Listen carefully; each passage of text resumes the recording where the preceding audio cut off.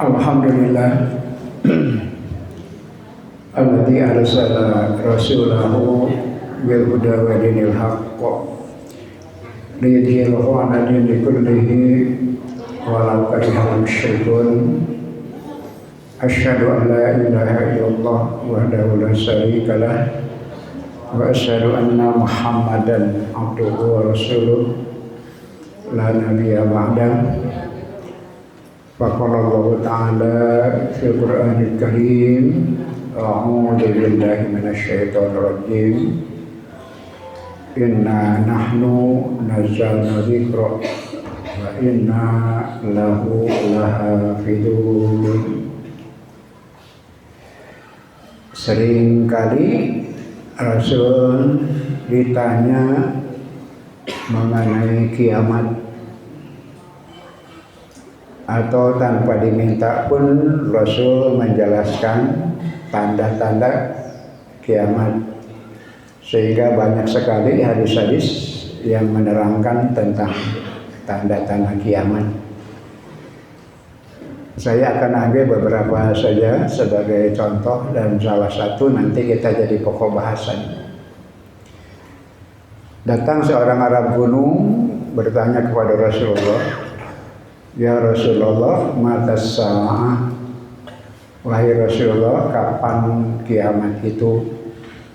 Rasul menjawab, "Idza duyi'atil amanatu fa'tadiris sa'ah." Apabila amanat sudah dilalaikan, tunggulah kiamat.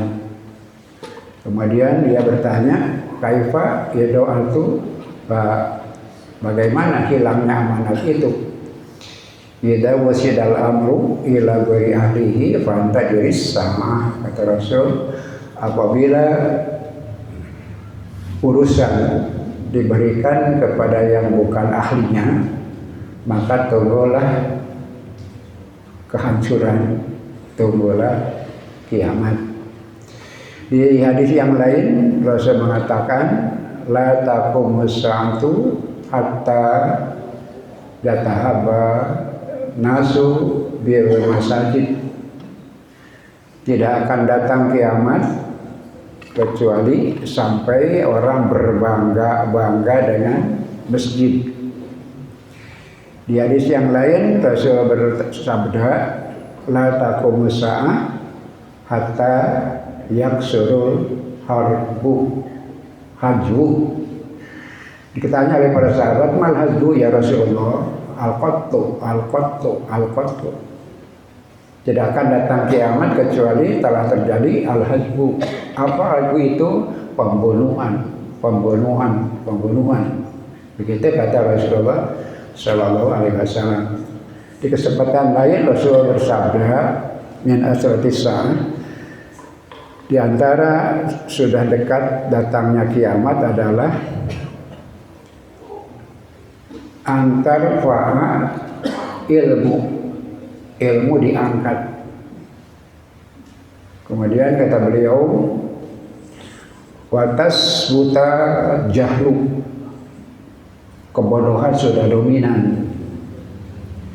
Kemudian beliau mengatakan, ayusroba khamru, orang sudah biasa minum arak. Watadharo zina, kalau zina sudah terbuka terang-terangan. Kemudian watak suruh nisa, watak kilul rijal, banyaknya wanita dan sedikitnya laki-laki. Hatta takuna li khamsina imra'atan, untuk 50 orang perempuan, li qayyimil wahid, laki-lakinya cuma satu. Perbandingan kata Rasulullah, menjelang kiamat wanita lebih banyak 50 kali dibanding laki-laki. Perempuannya 50, laki-lakinya 1. Kemudian Rasul mengatakan, la taqumus sa'ah illa hatta tatlu'a samsu min maghribiha. Tidak akan kiamat datang sehingga matahari terbit dari sebelah barat. Tidak akan datang kiamat sehingga matahari terbit dari arah barat, dari tempat tenggelamnya. Ibu-ibu, bapak-bapak sekalian, para ulama sepakat yang dimaksud kiamat adalah kehancuran. Bisa kiamat kubro, bisa kiamat wusto, bisa kiamat sugro. Kiamat kubro yang dimaksud adalah kehancuran alam ini. Itu kiamat kubro, itu bagtatan. Tidak ada yang tahu kapan dan bagaimana. Itu kiamat kubro. Misteri ada pada kekuasaan Allah Subhanahu wa taala saja. Tidak ada yang tahu kapan kiamat yang itu. Yang kedua, kiamat wusta, kehancuran satu bangsa, kehancuran satu peradaban, kehancuran suatu masyarakat. Itu kiamat wusta. Kemudian kiamat sugro, kiamat kecil. Boleh jadi kehancuran sebuah keluarga, sebuah lingkungan, satu masyarakat rusak, buatnya salah juga. Itu yang pertama. Jadi kiamat itu apa yang dimaksud oleh Rasul, ternyata bisa jadi kiamat kubro, bisa jadi kiamat wusta, bisa jadi kiamat sugro. Kemudian berikutnya, yang disebut dengan tanda-tanda itu boleh jadi hakikat, boleh jadi majaz. Maknanya bisa hakikat, bisa majaz. Jika makna sebenarnya atau simbolis. Itu catatan kita semuanya. Nah, kita akan bahas yang terakhir tadi. Ketika Rasul mengatakan la taqumus sa'atu hatta tatlu as-samsu min maghribiha. Tidak ada terjadi kiamat kecuali matahari terbit dari tempat tenggelamnya. Hadis ini iwatu iman sadaya, bapak-bapak, ibu-ibu sekalian, dari kami para pemuda, dipahami oleh ulama dulu itu secara hakikat, secara harfiah. Tidak susah untuk memahaminya. Kenapa? Karena sudah jelas ketika terbalik dari hukum alamnya pasti bakal rusak. Ketika matahari terbit dari arah barat, berarti hukum alam sudah terbalik. Jadi itu tidak bisa diganggu. Dan kita tidak bisa apa-apa kecuali menunggu. Berita-berita seperti itu, khobariyah seperti itu, kita cuma menunggu saja. Kita tidak bisa apa-apa tentang itu. Kalau kiamat kubro dan tandanya adalah gejala alam dan sebagainya.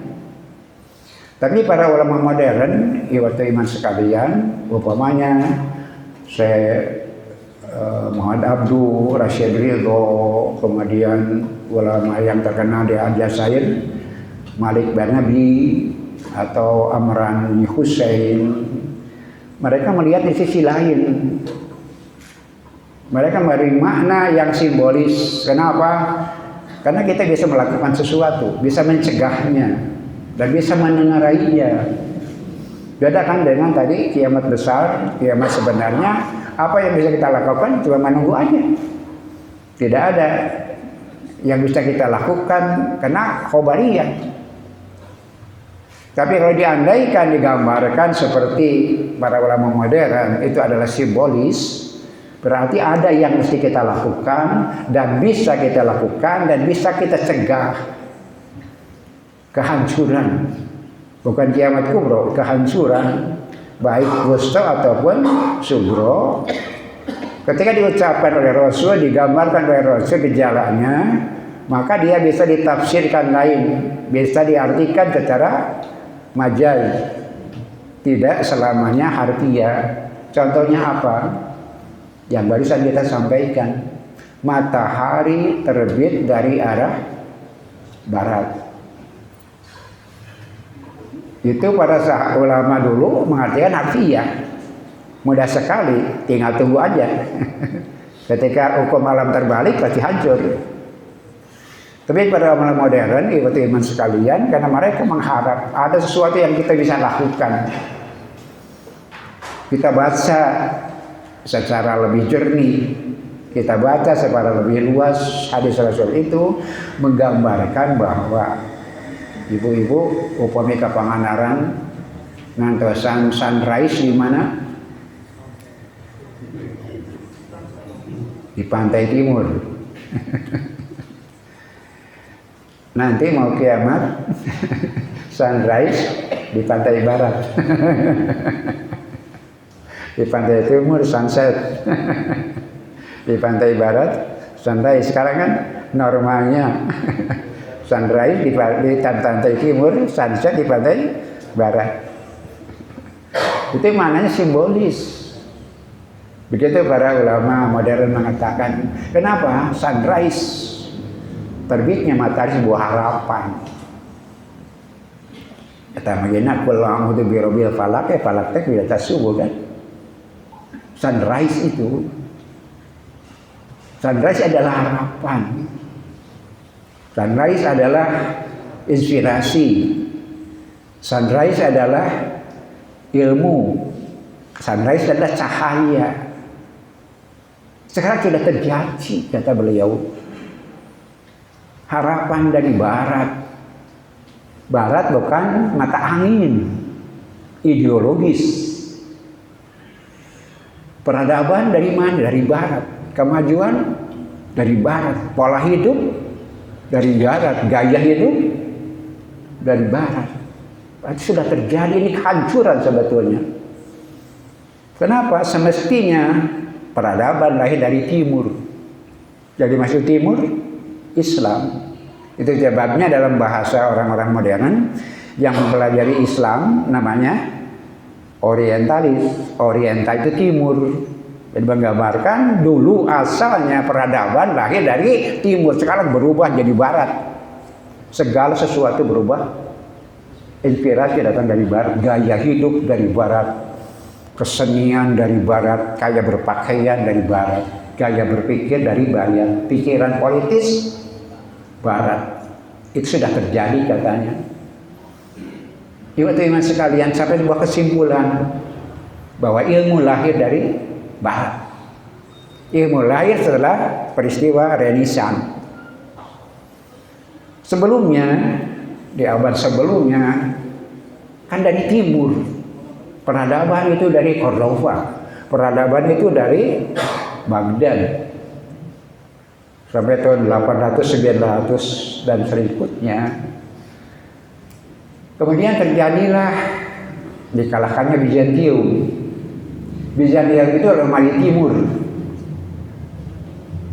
Kemudian dia bersaing dengan Vatikan. Kristen Romawi, Kristen Roma. Kalau Bizantium itu Kristen Ortodoks.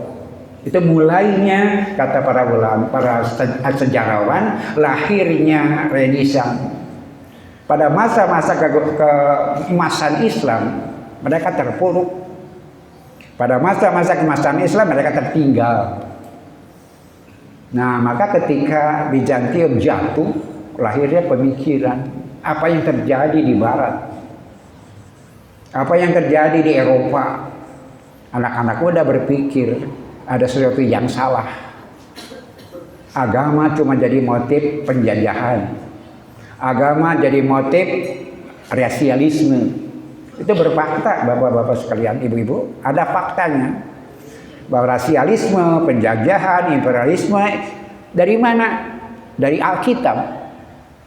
Itu mereka yakini. Justru itu yang menghancurkan dunia Barat, Eropa pada waktu itu. Mereka mengatasnamakan negara-negara agama.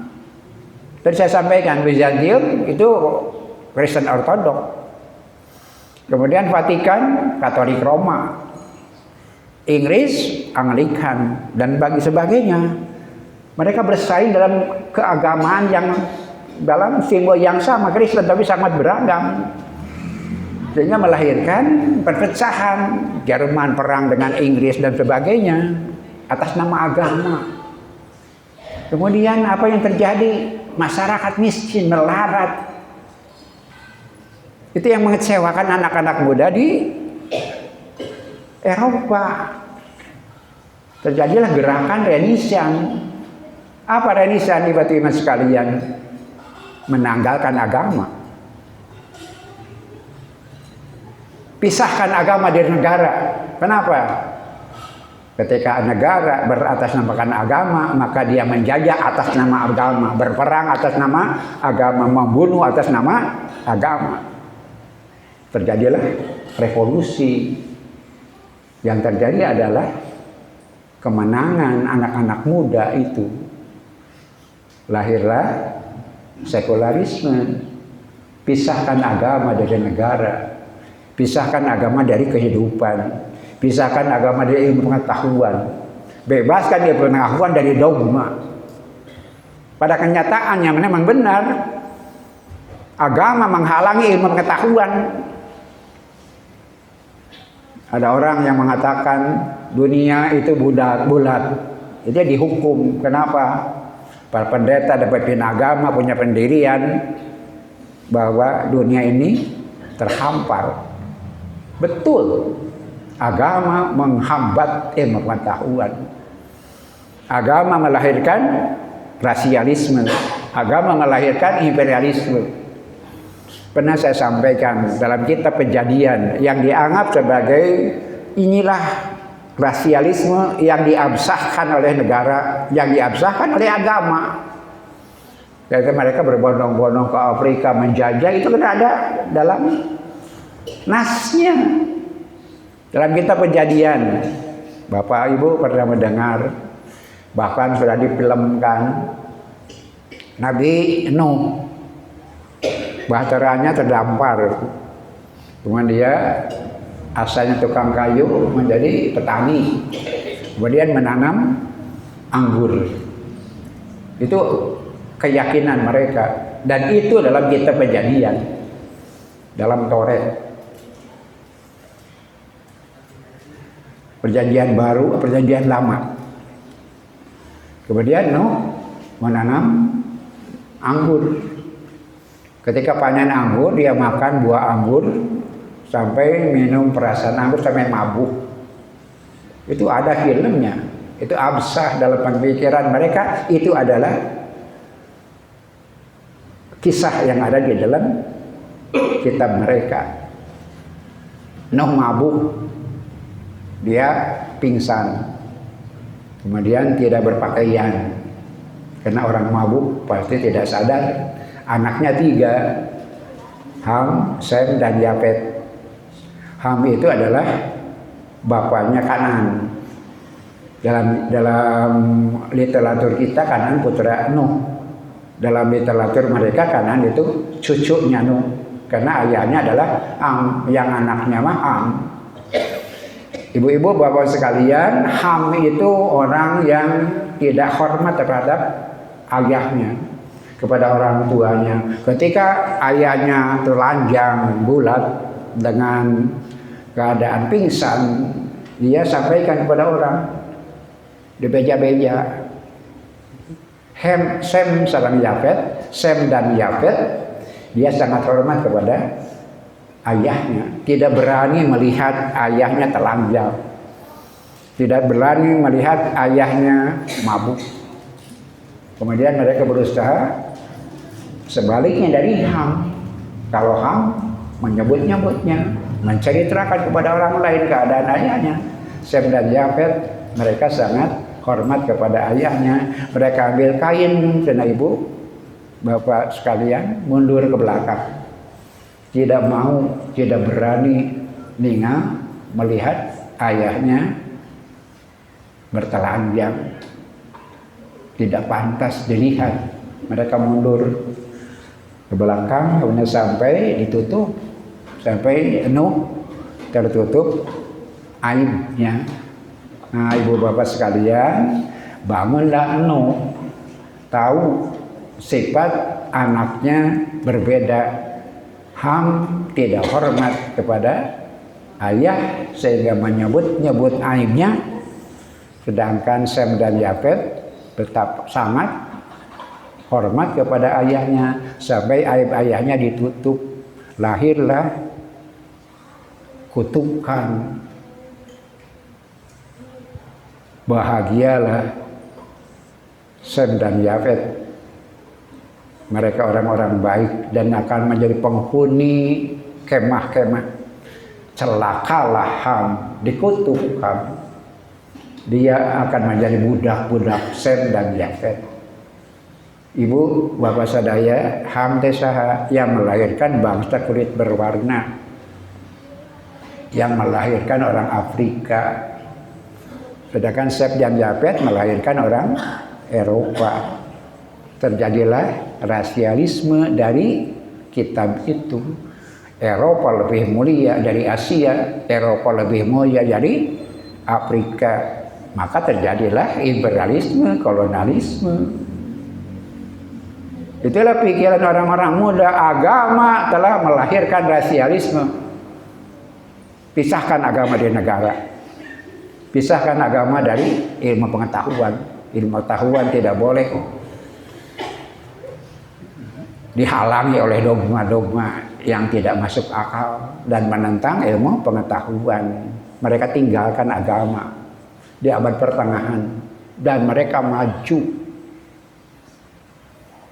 Lahirlah revolusi industri, lahirlah penemuan-penemuan setelah masa Renaissance itu. Maka dapat sebuah kesimpulan bahwa ilmu pengetahuan lahir dari rahimnya Renaissance. Apa Renaissance? Sekularisme, kapitalisme, liberalisme. Benar Bapak-bapak, Eropa maju karena meninggalkan agama. Eropa maju karena memisahkan agama dari kehidupan. Agama urusan pribadi masing-masing. Kehidupan bernegara, bermasyarakat, berekonomi jangan dikaitkan dengan agama. Kenapa?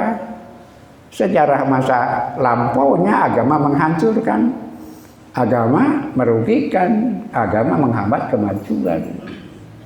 Teman-teman sekalian, sampai sekarang kalau bapak-bapak baca buku-buku orang-orang pintar lulusan barat, semuanya hampir punya kesimpulan yang sama.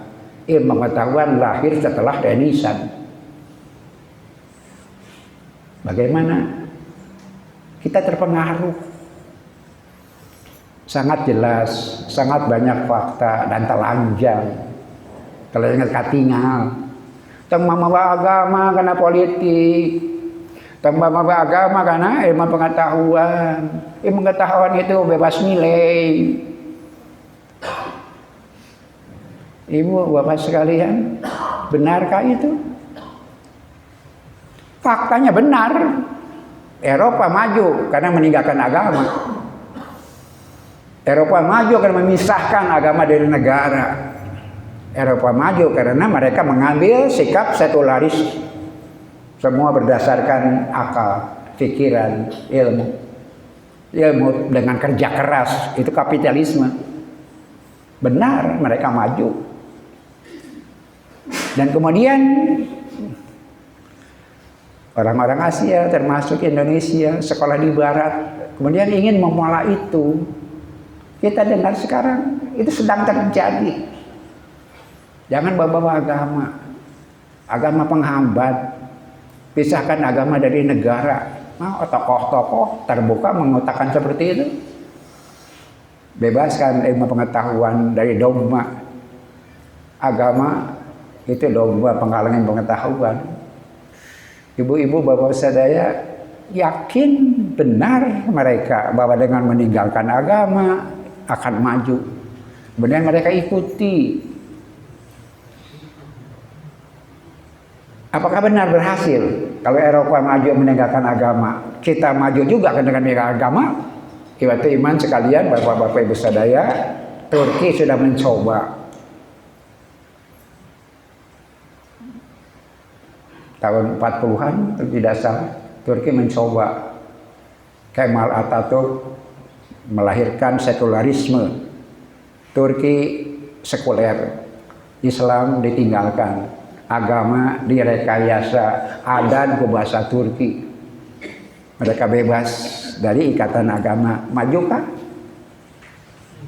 Ternyata tidak. Jadi apa masalahnya Bapak-bapak sekalian? Turki sudah jelas gagal. Walaupun masih terbelah di Turki, ada yang sekuler, ada yang Islam. Tergantung siapa yang menang dalam pemilunya. Itu yang memimpin Turki. Sekarang kebetulan yang bukan sekuler, tapi suatu waktu barangkali yang menang sekuler.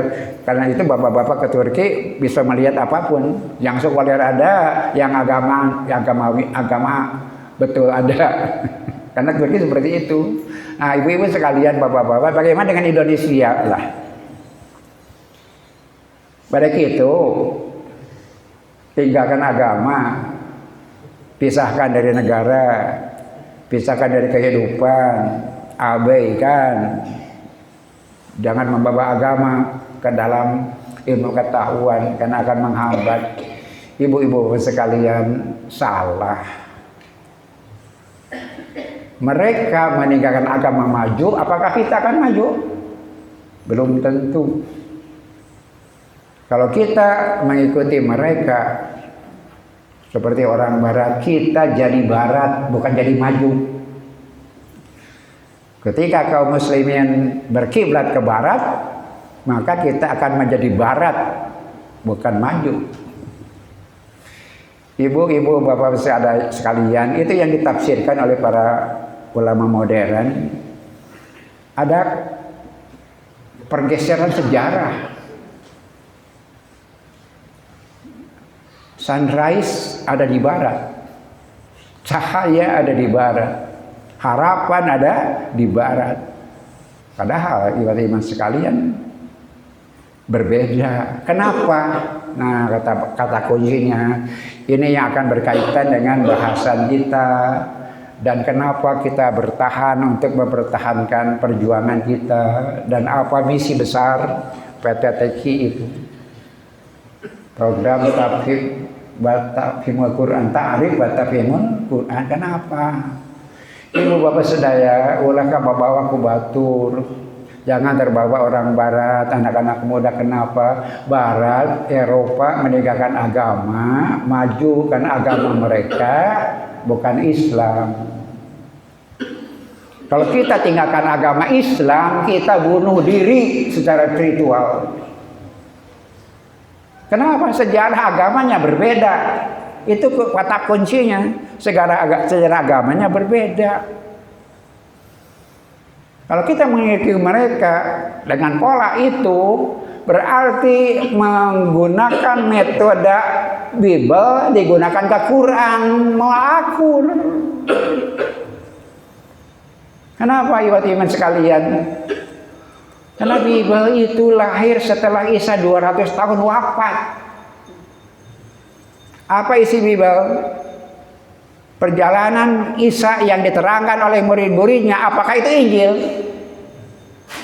Pertanyaan besar. Kenapa? Injil aslinya tidak ada. Ibrani bahasa yang susah.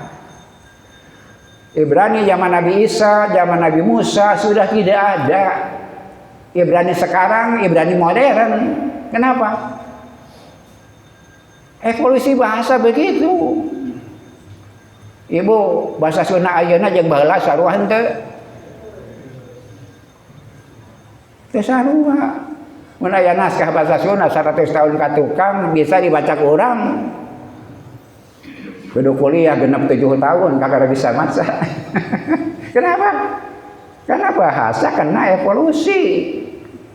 Karena itu ibu-ibu, bapak-bapak punya kamus mesti bari yang baru. Kenapa? Berkembang.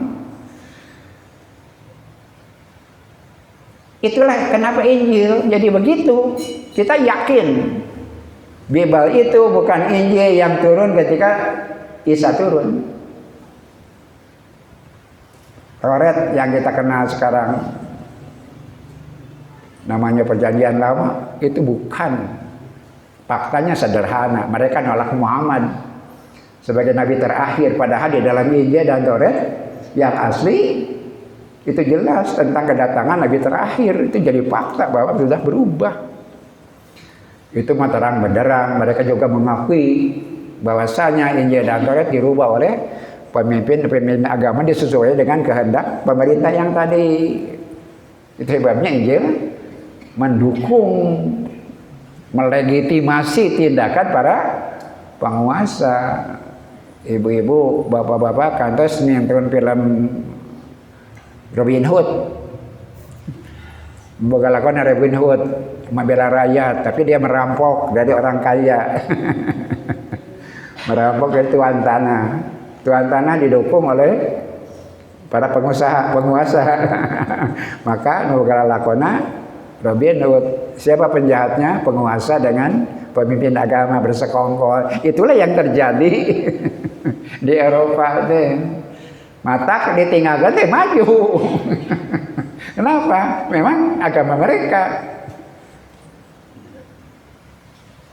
di atas nama kan agama, padahal nafsu imperialisme, nafsu kekuasaan dan kedoliman. Iman sekalian, Islam berbeda dengan Nasrani yang zaman itu. Itu sebabnya al-masihiyuna tarokal masihiyuna adyanahum fataqaddamu, tarokal muslimu adyanahum fata'akharu. Orang-orang Masehi meninggalkan agama, mereka maju. Orang Islam meninggalkan agama, bunuh diri secara spiritual, secara kebenaran. Kita tidak punya apa-apa. Lamun meninggalkan agama, Bapak boga naon? Menurut umat Islam meninggalkan Quran, orang boga naon? Kita melucuti diri sendiri. Itu sebabnya faktanya sekarang, iman sedaya, Bapak-bapak puas kondisi Islam sekarang? Siapa yang punya kendali? Apakah politik, apakah ekonomi? Siapa orang terkaya? Bapak-bapak ibu saudara, itu faktanya jelas bahwa kesalahan yang terjadi adalah mereka praktekkan Eropa di negara kita. Kenapa? Karena belajar di Eropa. Padahal kondisinya berbeda. Injil atau Bible lah supaya langkung menjaga sebutan Bible yang ada pada mereka tidak sama dengan Al-Quran. Bible mah ayat 200 tahun setelah Isa wafat menceritakan apa? Menceritakan perjalanan Isa dari sudut pandang murid-muridnya. Karena itu ada Injil anu. Kalau kita baca, kita akan merasakan sangat berbeda dengan Al-Quran. Al-Quran bagaimana Bapak? Berbeda sejarahnya. Ini ada 200 tahun setelah Isa wafat. Quran, Bapak-bapak ibu sekalian, Quran sejak awal semasa Nabi sudah masih hidup sudah selesai. Walaupun nanti ada perubahan, kodifikasi, ada penyeragaman, tapi dari Nabi sendiri sudah selesai. Baik lafadznya, baik tulisannya sudah selesai. Itu sebabnya terjaga. Itu tadi saya sampaikan ayatnya. Inna nahnu nazalna dzikra wa inna lahu lahafizun. Quran itu ibu bapak sudah terjaga semenjak Rasul sampai sekarang tidak berubah. Bapak-bapak yang baca Fatihah sekarang itu persis yang dibaca oleh Rasulullah Shallallahu Alaihi Wasallam, karena terjaga bacaannya, terjaga tulisannya. Asalnya dalam bahasa lisan Quran, kemudian jadi bahasa tulisan namanya kitab. Itulah istimewanya Quran. Sudah disebut dua sebutan itu. Dia Quran sebagai bacaan, dia kitab sebagai tulisan. Padahal kitabnya belum ada, tulisannya belum ada. Tulisan manusianya. Tapi Lauhul Mahfuz sudah ada. Maka lahirlah Mushaf Utsmani, itu penyeragaman penulisan. Kenapa Bapak Ibu sekalian? Ketika orang mendengar kemudian menuliskan akan sama? Berbeda, beragam. Juga penulis, ada penulis resmi, ada penulis orang-orang yang membuat tulisan buat mereka sendiri, para sahabat. Maka zaman Utsman dikumpulkan tulisan yang beragam itu, disatukan dalam satu penulisan yang sama. Itu kodifikasi pada zaman Utsman. Jadi Utsman sudah selesai menerima dari Rasulullah, cuma penyeragamannya saja, bacaannya sama. Cuma Bapak-bapak sekalian, sebelum masa Utsman nulisnya macam-macam, bahkan titik pun belum ada, tanda baca belum ada, maka berangsur-angsur dilengkapi. Kenapa? Asalnya kan bertumbuh pada penghafal. Sanaja nulis nanti dicetikan, dah maca apa macana. Kemudian berkembang, penghafal berkurang, maka tulisan mesti dibakukan. Bisa salah maca gitu. Kagetnya seragam, sanaja dititikan, dah apal, serno apal. Jadi ibu-ibu, bapak-bapak sekalian, hafal Quran itu istimewa. Kenapa? Menjaga kemurnian Al-Quran, tidak berubah dalam banu apal. Eta hikmah Quran mudah dihafal, berbeda dengan yang tadi disampaikan. Bahasa Ibrani mah susah, Al-Quran mudah. Bapak Ibu sekalian, Quran mah gampang. Semua bangsa bisa membaca. Taurat belum tentu. Dalam Ibrani ya, maksud saya Ibrani tidak mudah, susah. Sampai dengan perjalanan waktu, Ibrani yang asli, yang asal, yang bahasa ibunya Isa dan Musa sudah tidak ada. Yang hidup sekarang Ibrani modern. Bapak Ibu sekalian, Quran mah bahasa Arab. Quran maksudnya dia tidak terkena evolusi, karena ada penjaganya. Apa? Tulisannya ada, yang hafalnya banyak, maka tidak bisa dirubah. Ada macam contoh ibu sederhana, mun aya anu bade ngarubah Fatihah kapenak moal. Aya anu berniat merubah Fatihah kapenak moal. Kapenak da loba nu apa? Bade ngarubah sabihis ibu kapenak moal. Kapenak da loba nu apa? Ngarubah Al-Baqarah kemenak moal. Insya Allah kemenak dalam banu apa. Ibu teh aya masalah. Nah, urang ngapalkeun Quran sakamampuan urang masing-masing. Kan jadi lengkap. Karena ini tidak hafal, yang ini hafal dan seterusnya, maka menghafal Quran itu sebagai konsep untuk menjaga Al-Quran. Mata ngapalkeun Quran itu bukan masalah sederhana. Kenapa? Punya saham untuk menjaga keaslian Al-Quran. Quran tidak bisa dirubah. Kenapa? Karena banyak yang hafal, tulisannya sudah dibakukan. Walaupun pembakuan terakhirnya pada zaman Utsman, tapi sejak zaman Nabi parantos aya upayanya. Bapak Ibu sekalian, Quran turun di Aceh. Turun di Aceh. Kemudian oleh Rasul diurut. Ketika turun tergantung tantangan zaman, tantangan keadaan, tantangan masalah. Karena menjawab masalah, Quran turun tidak berurut, dicek celok. Tapi setahun sekali diurut ke Rasulullah SAW. Itu sebabnya Rasulullah tarawehnya cuma 3 hari. Yang lainnya bertadarus dengan Jibril. Salah satunya apa? Mengurut ayat-ayat yang asalnya tidak berurutan. Rasul menjelang wafat sudah selesai.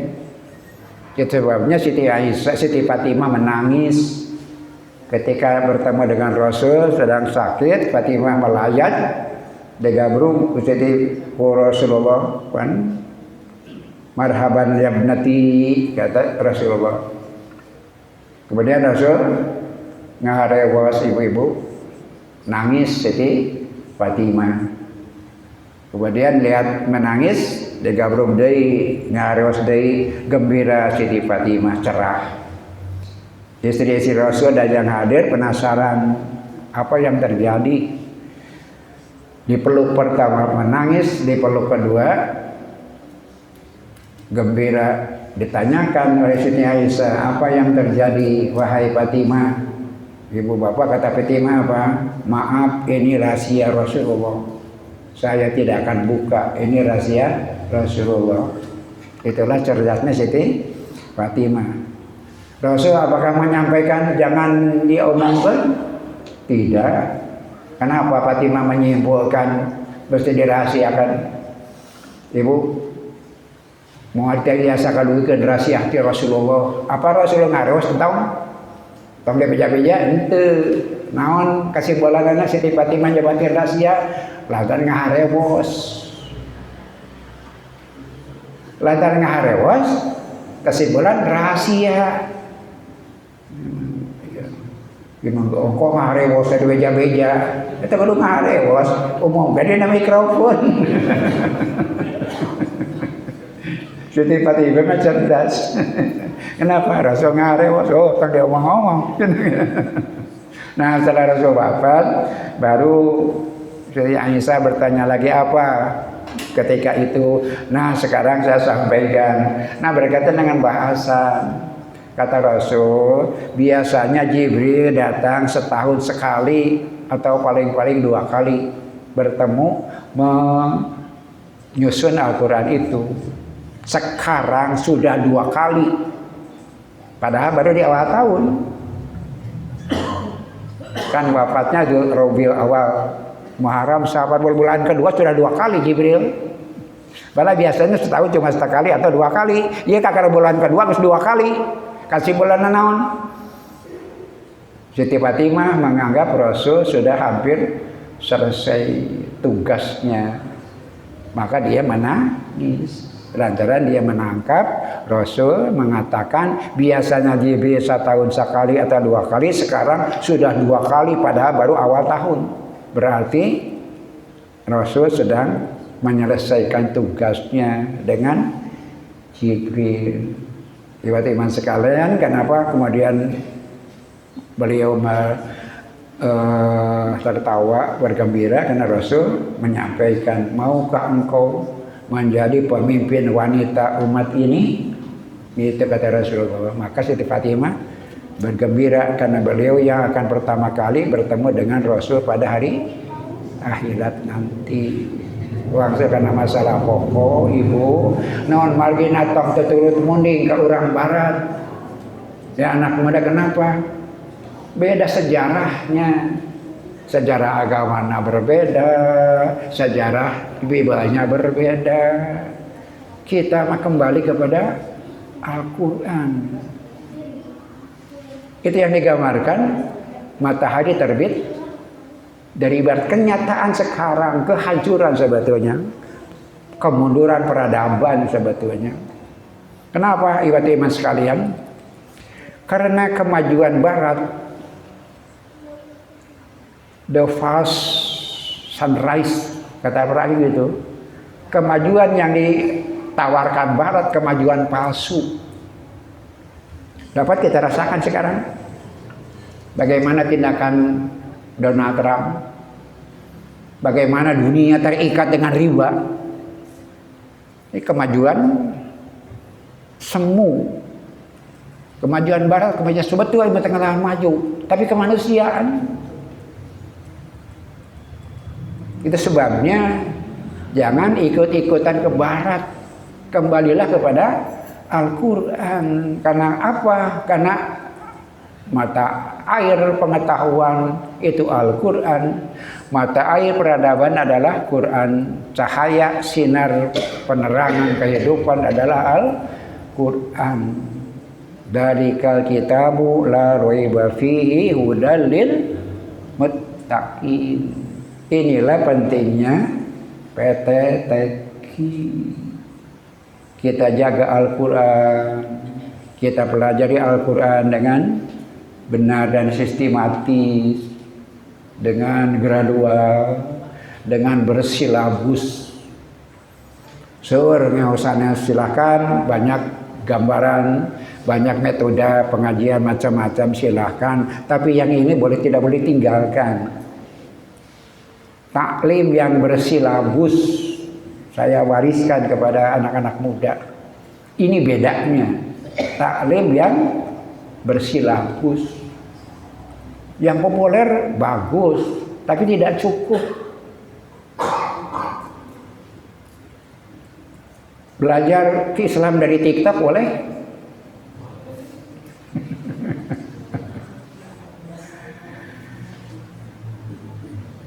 Anak muda kalau mau tidur baca apa? Memeh belum baca naon? Baca Quran, lain baca TikTok. Betul, ibu-ibu sekalian, bukan kita saja. Orang-orang lain pun sama, punya kekhawatiran yang sama. Bahkan di negara lain sudah ada larangan TikTok di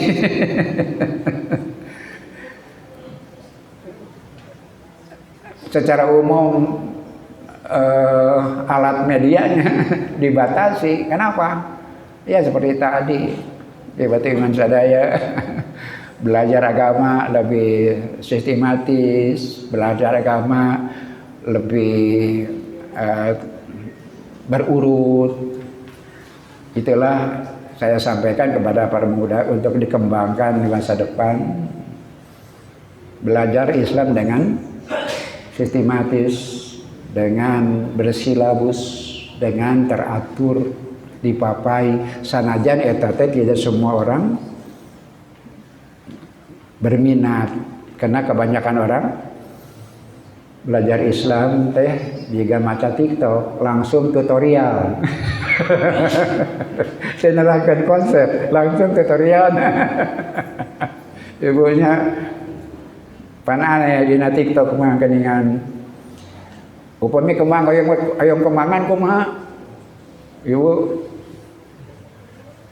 dicebor cenah ku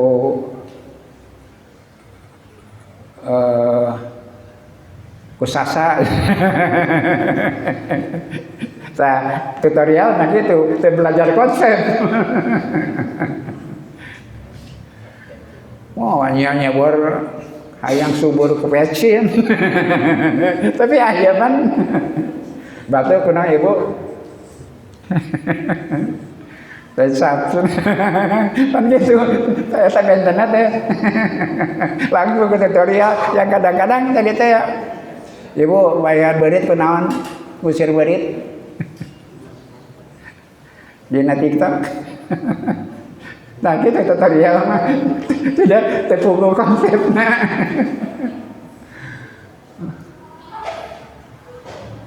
Kunaonnya ibu hilap dari ini ngusir berit. Kok ada? Nah, jangan belajar agama jangan begitu.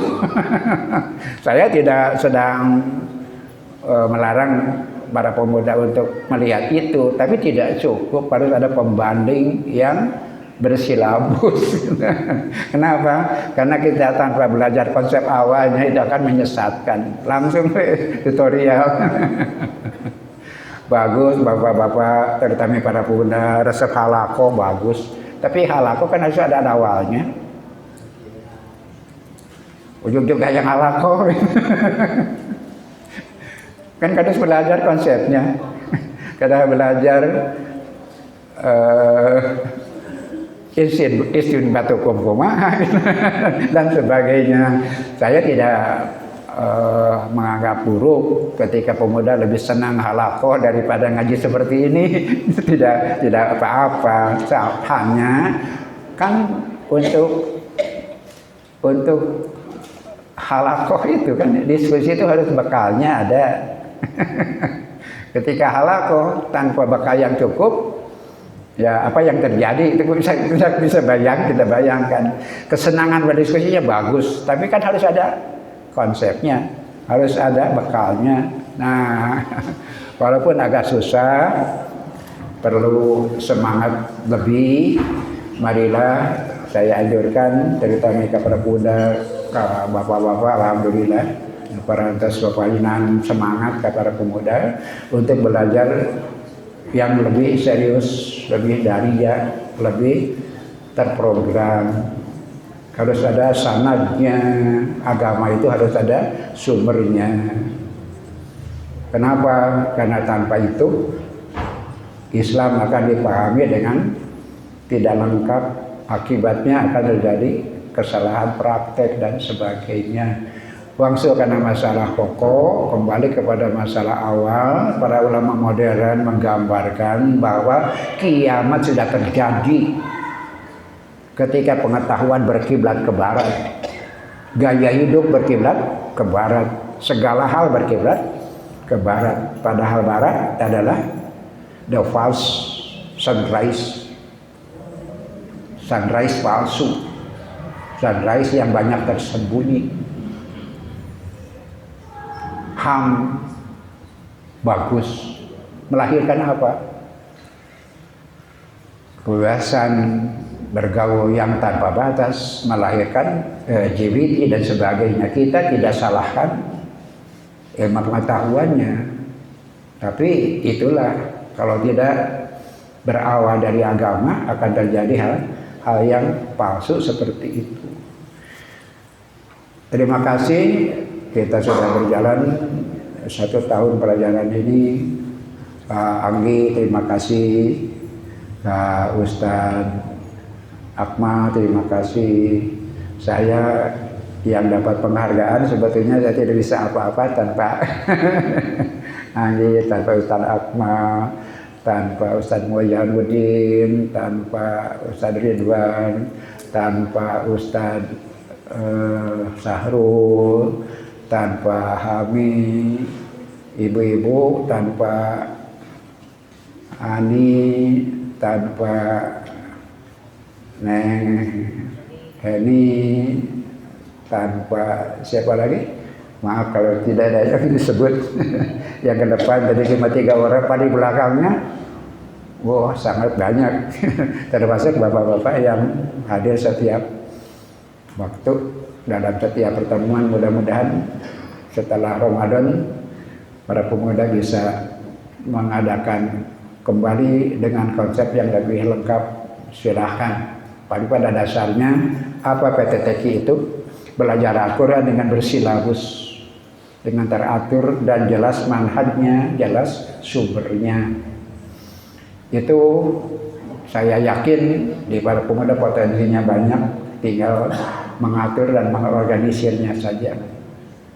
Boleh jadi ada yang mampu mengajarkan Nawiyah dulu, silahkan, apapun dikembangkan, atau tajwidnya silahkan. Walaupun tidak berarti saya akan pensiun 100%. Cuma saya ingin anak muda lebih banyak berperan. Saya di belakang layar saja kalau bisa. Kenapa? Ini program pemuda dan harus dijaga oleh pemuda, tapi juga kepada bapak-bapak yang biasa hadir. Mudah-mudahan tahun depan kita bisa berkumpul kembali. Kita libur malam Kamisannya, tapi insya Allah mengamati dan mempelajari Al-Quran pada bulan Ramadan akan semakin intensif insya Allah. Sekian, terima kasih kepada semuanya, kepada pimpinan pemuda yang telah berusaha setiap generasi untuk menjaga misi besar ini. Dan ini tidak sederhana. Kenapa? Kiamat terjadi kalau matahari terbit dari barat. Jalan pikiran dituntun oleh barat. Gaya hidup dipimpin oleh barat. Sikap hidup dipimpin oleh sekularisme, liberalisme, kapitalisme, dan hal-hal yang terbit dari barat.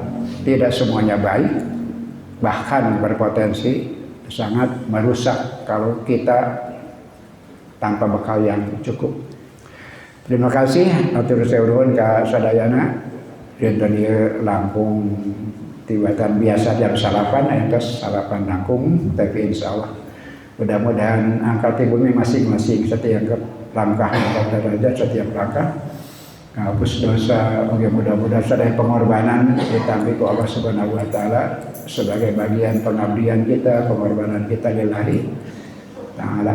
Tidak ada yang tidak tercatat pada Allah Subhanahu wa taala insyaallah apapun yang kita korbankan baik tenaga, harta ataupun perhatian.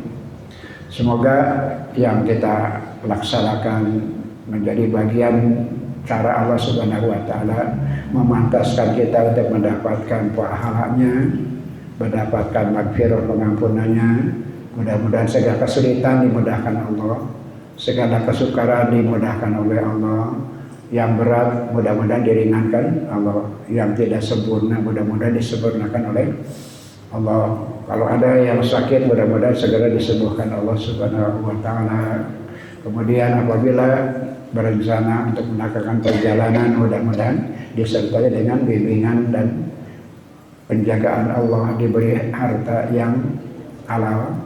Semoga yang di alam barzakh para pendahulu kita, saudara kita, sahabat-sahabat dan para sepuh selamanya dapat rahmat Allah Subhanahu wa taala. Dan semoga niat baik kita, baik itu keduniaan ataupun keakhiratan, disertai dengan ijabah dan izin Allah Subhanahu wa taala. Allahumma inna nas'aluka min fadlika wa rahmatika la yamlikuhuma illa anta. Allahumma la tada' lana dzanban illa ghafartah wa la hamman illa farajtah wa la aiban illa satartah wa la maridan illa safaitah wa la musafiran illa wasatah wa la mayitan illa rahimtah wa la hajatan min hawaiji dunya wal akhirati illa qadaitah birahmatika ya arhamar rahimin. Wassalamualaikum warahmatullahi wabarakatuh.